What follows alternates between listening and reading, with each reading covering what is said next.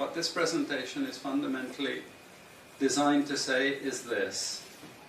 Africa, historically, Sub-Saharan Africa, has been fundamental to the global prosperity of the advanced countries. Okay? And Africa had a role to play. It has a role as a raw material producer. We will not allow Sub-Saharan Africa to escape that. Okay, we do everything to keep Sub-Saharan Africa where it is, also impoverished. It's absolutely vital for the prosperity of everyone else. So let's get clear about that. Okay, and this means all the economic structures, all the global institutions, and the economics we teach everyone is all designed to keep Africa exactly where it is. And whether it is Europe or US or now China, it's always the same.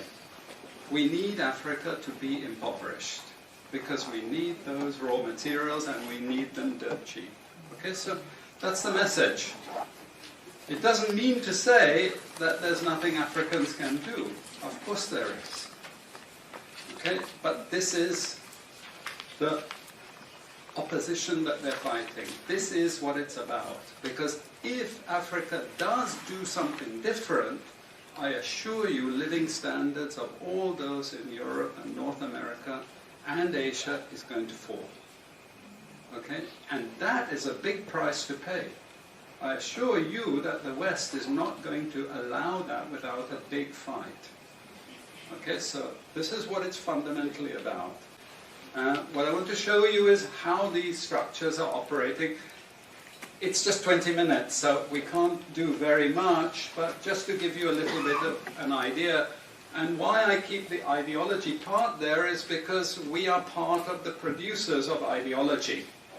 At universities and academic institutions, we are complicit in this whole enterprise. Okay, so the job of many Western academics is to convince Africans they have to keep doing what they're doing. Okay, and to show them it's your fault that you're poor. It's not our fault.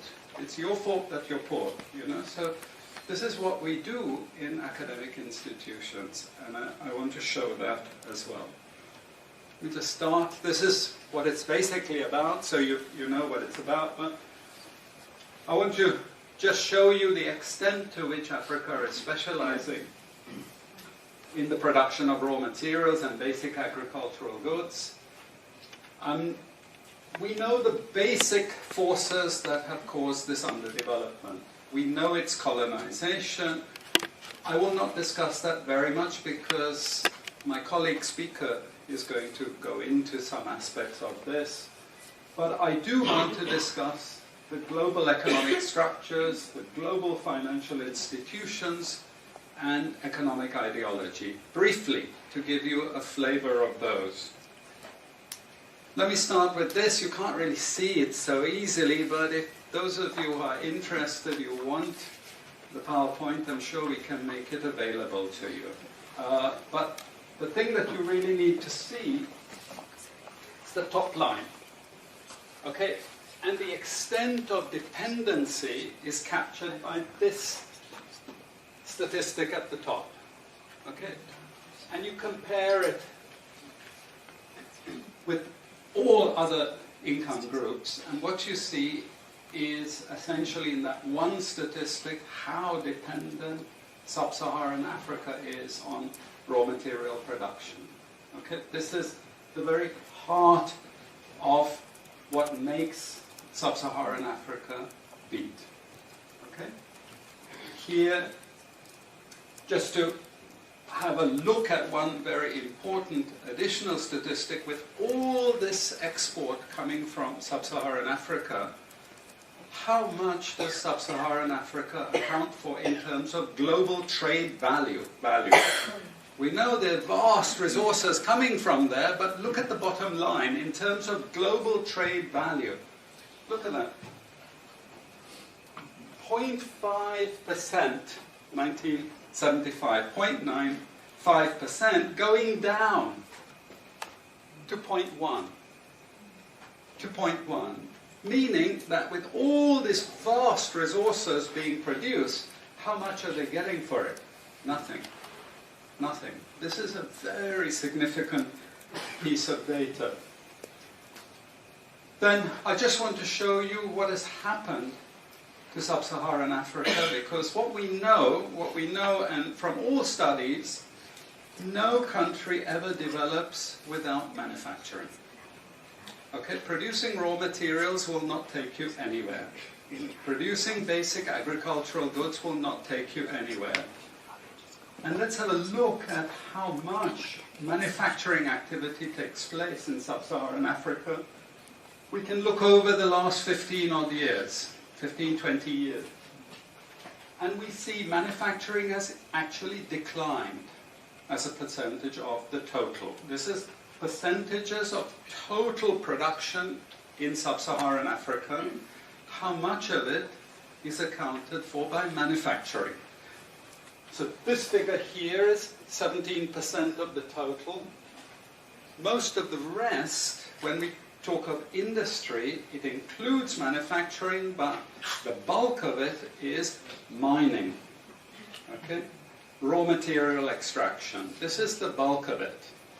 And here we see actually raw material extraction has stayed the same. What has caused industry to fall is the fall in manufacturing production. This is deliberate because we will never, as Western economists, as Western policymakers, we cannot afford to allow Africa to industrialize and start producing manufactures. Okay, so we will do everything to stop that. And I'm going to show you how we actually block that. It's obvious in certain ways, but it's less obvious in other ways. Now, we have actually seen periods of rapid growth in Sub-Saharan Africa, misleading people, saying, oh, you know, we're now doing much better. And this has happened recently. Recently, I've had students come and tell me, we've done much better now. And you can see growth rates rose quite sharply in recent times. Now are starting to go again down. But if you look historically, the same thing happened earlier. Why? Because in these two periods, we had East Asian rapid industrialization processes. So in the earlier period, we had Japan and Korea and Taiwan. Okay, rapid growth, sucking in raw materials from Africa, driving up the prices, and then Sub-Saharan African countries grew. Exporting raw materials, they grew. But after those countries finished industrialization, then Sub-Saharan African growth rate again fell. Okay, but along comes China. Next wave. Okay, again, Sub-Saharan African growth rises, but now China is going down. As many of you now know from the press, China is going down. But Sub-Saharan Africa is going down even faster. And we're going to go back to where we were again, with very low prices of raw materials, very low growth rates, and again, the sorts of poverty that we saw once before. Because, bottom line, Sub-Saharan Africa is condemned to this role. Just the supplier of raw materials, not a manufacturer. Very recent data showing emerging markets that produce raw materials against emerging markets that produce manufactures. And you can see now with the weakness in the global economy, it's the emerging markets, that's the red line, it's those countries that are suffering the most, the emerging markets producing raw materials. They're suffering the most. And here it translates into their currencies being butchered. Okay? The currencies are collapsing of these countries, and many of them are Sub-Saharan African countries. Some of them are Latin American countries, okay, who also rode that same wave. They thought that raw material production was going to save them. But now they're facing terrible problems. And I'm sorry to say, it's just going to get worse in the next 2 years. It's not going to get any better. And this is what it does in terms of gross domestic product. It's the blue line you should look at. It's the blue line compared with the red line. And what we know is that blue line is really going to go down sharply in the next 2 years. Okay, so relative to the rest of the world, Sub-Saharan Africa is going to suffer. Again, why? Because it's condemned to this raw material production. This is basically why. How is it condemned to that? Well, the first and most important is the economic structures. After colonization ended, we needed new structures to keep these countries where they were. Okay? And the first of those is aid. Okay? We give them aid. Aid for what? Actually, we give them aid to keep repressive regimes in power. That's all. Okay? We're not giving them aid for much more, except a little bit of infrastructure to make sure those raw materials get to the ports and are gotten out of the ground. But for the most part, we give repressive regimes money and power and guns to keep that system going. This is what it's fundamentally about. All the hypocrisy about transparency and democracy and bullshit like that, it's all bullshit. You know? And at least the Chinese don't enter into that bullshit. They say, we don't care about the whole political environment, we just give the money. Okay? And it's for raw material extraction, period. Okay? Number 2, and this was a very important one, still is debt. I was telling some of my students today, was it today or yesterday, about Confessions of an Economic Hitman. You remember this?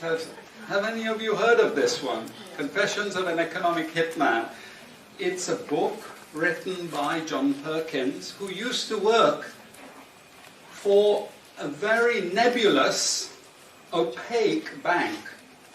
No one had ever heard of this bank, but it was formed in the 1950s by the IMF, the CIA, and the American State Department. And it had only one job: to lend money to developing countries that were raw material producers in order to indebt them. Once you are in my debt, I control you. Okay? And this bank had 4,000 employees. But no one ever heard of this bank, you see. But it would go to country after country offering loans. And if the president did not accept the loan, they were killed. And he gives 2 examples of presidents who were killed when they did not accept the loan.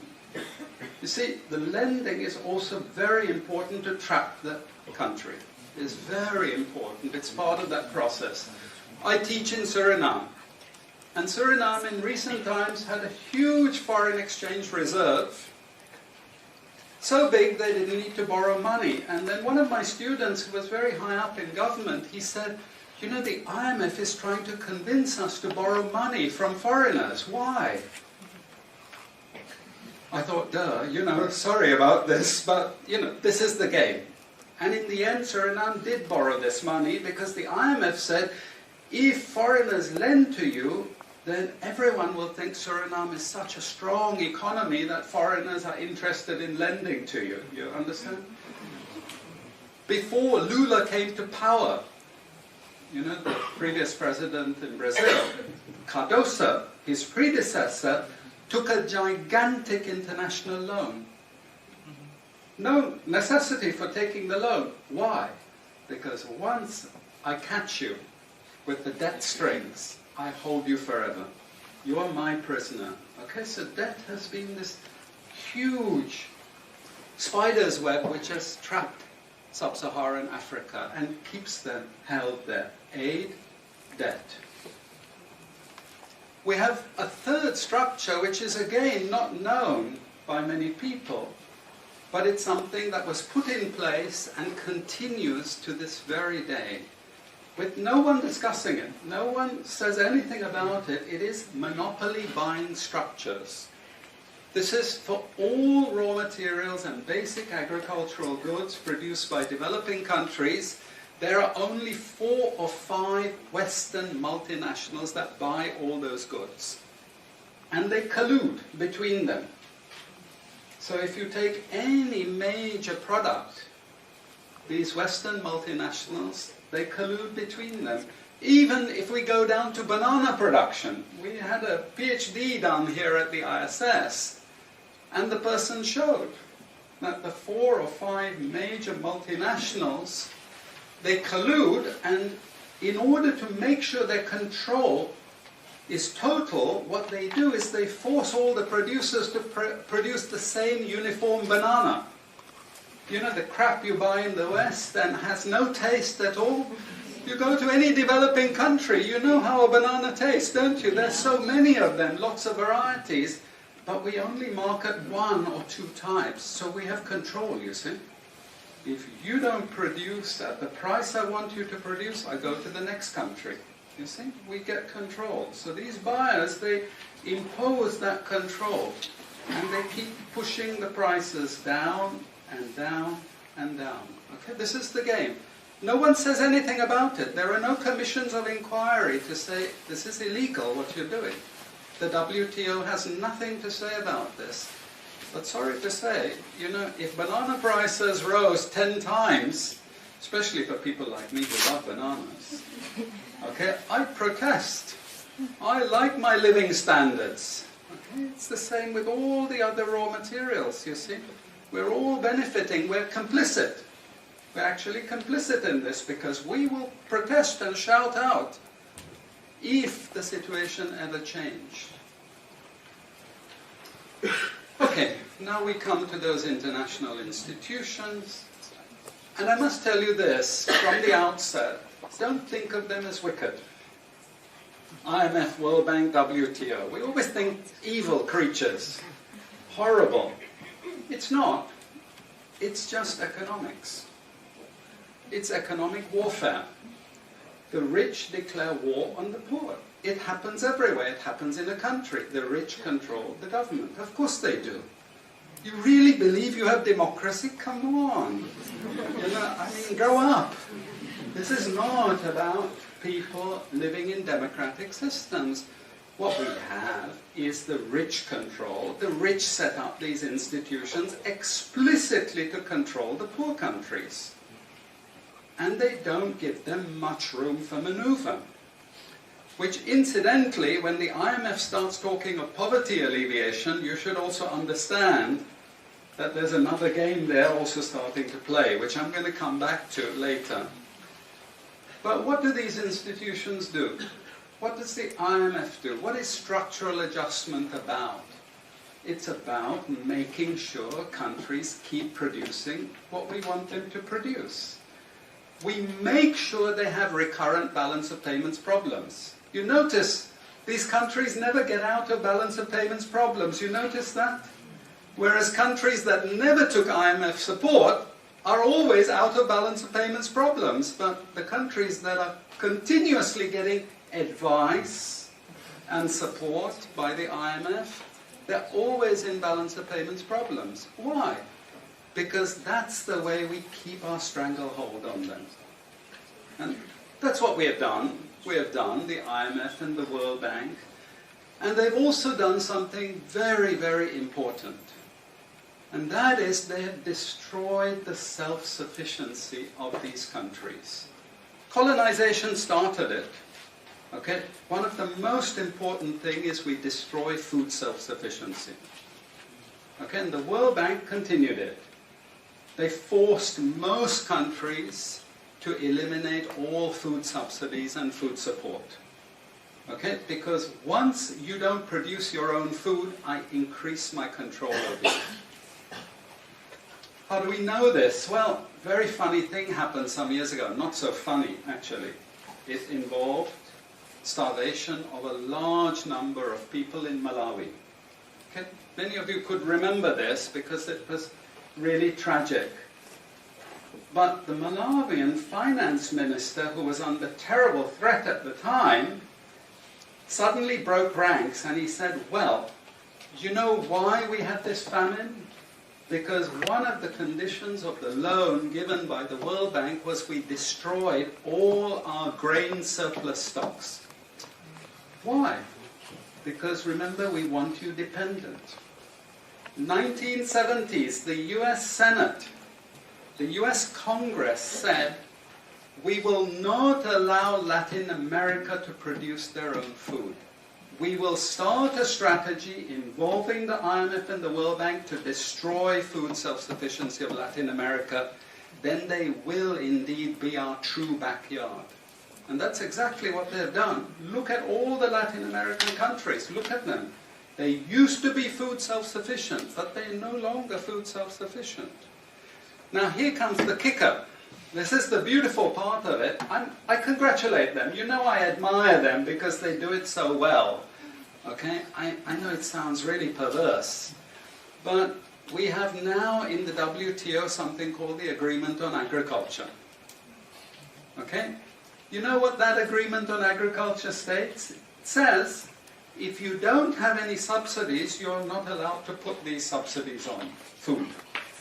But if you have subsidies and income support for food production, you can keep them. Who has all the subsidies and income support? US, Europe.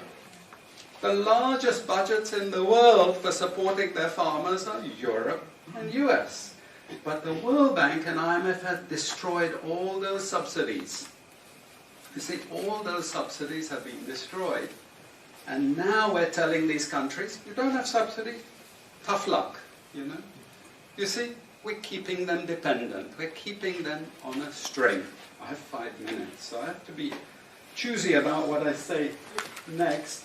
We have lots of examples in the WTO to really stop Africa industrializing. This is the crucial thing. We cannot allow them to produce manufacturers. It's not difficult. Trust me, it's not difficult. We need nationalist governments. We need them committed to industrialization, and it won't take them a decade to move out from where they are. This is the fundamental point. It's not difficult. But this next round of the WTO is designed to block that. If we had time, I would go through all the different things that they're trying to put into place to block anyone else getting on top of the ladder. You've read this book of Hajun Chang, Kicking Away the Ladder. You see, when we become rich, we make sure the others can't climb up the ladder and join us. Okay? And this is what this next Doha round is about. It's to make sure, especially Sub-Saharan African countries, do not escape. Since I have about 3 minutes left, I'm going to go to this economic ideology thing, because this is important for academics.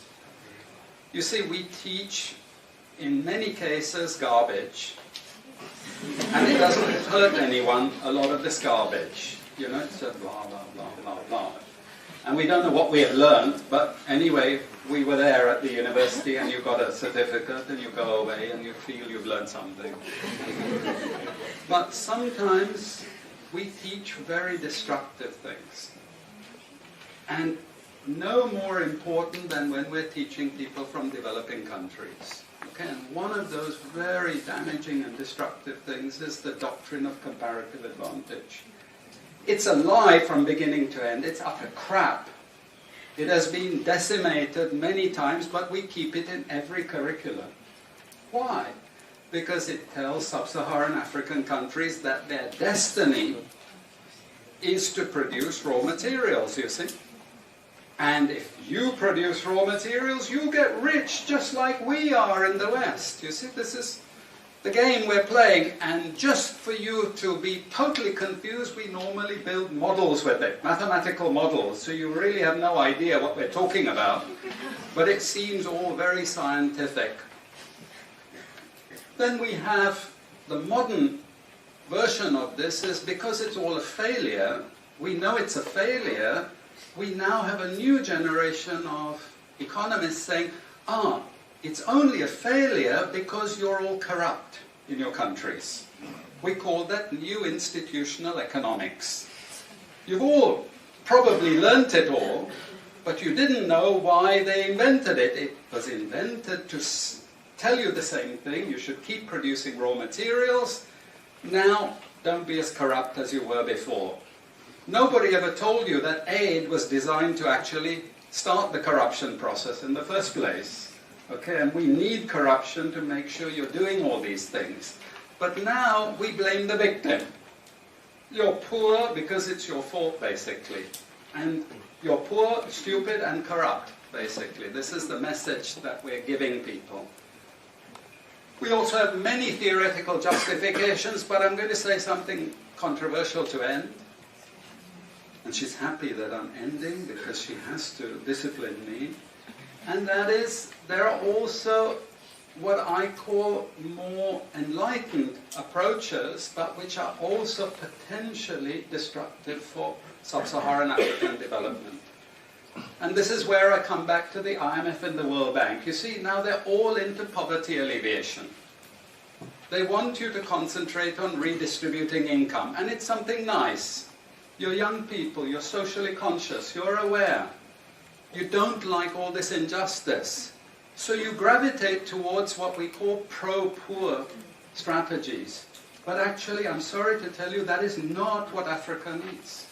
Africa needs aggressive industrialization. When China was a communist country and we had equal distribution, who feared China? Who took them seriously? They weren't even the size of the Netherlands.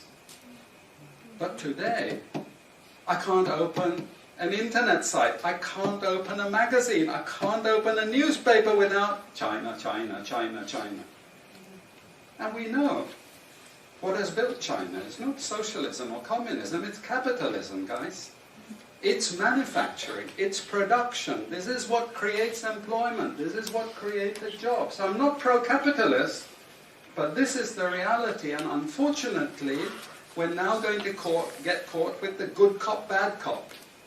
The good cop is now IMF saying, oh, you must concentrate on poverty reduction and income redistribution, as long as we can take you away from industrialization. This is the crucial thing. You know? I leave it at that.